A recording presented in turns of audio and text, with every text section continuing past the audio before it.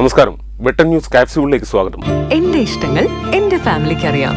Family wedding centre. ആലത്തിയൂരിൽ ബസ്സും ലോറിയും കൂട്ടിയിടിച്ച അപകടം. 25ഓളം പേർക്ക് പരിക്കേറ്റു. മത്സ്യത്തൊഴിലാളികൾ സഞ്ചരിച്ച ടൂറിസ്റ്റ് ബസ്സും മണൽ കയറ്റി വന്ന ലോറിയുമാണ് അപകടത്തിൽപ്പെട്ടത്. ഇന്ന് പുലർച്ചെ 4:30ഓടെയാണ് സംഭവം. താനൂരിൽ നിന്നും മത്സ്യബന്ധനത്തിനായി പോവുകയായിരുന്ന കൊടുങ്ങല്ലൂർ സ്വദേശിയുടെ ടൂറിസ്റ്റ് ബസ്സും തിരൂർ ഭാഗത്തേക്ക് പോവുകയായിരുന്ന മണൽ ലോറിയുമാണ് കൂട്ടിയിടിച്ചത്.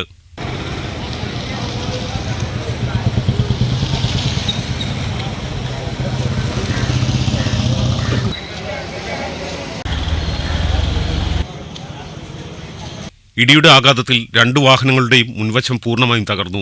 അപകടം നടന്നയുടൻ പരിക്കേറ്റ 25ഓളം പേരെ ആലത്തിയൂരിലെ ഇമ്പിച്ചി ആശുപത്രിയിൽ പ്രവേശിപ്പിച്ചു. ഗുരുതര പരിക്കേറ്റ മണൽ ലോറിയിലെ ജീവനക്കാരൻ പുറത്തൂർ സ്വദേശി ഫായിസിനെ കോട്ടക്കലിലെ സ്വകാര്യ ആശുപത്രിയിലേക്ക് മാറ്റി. മത്സ്യത്തൊഴിലാളികളുടെ പരിക്കുകൾ സാരമുള്ളതല്ല. വെട്ടം ന്യൂസ്, ആലത്തിയൂർ.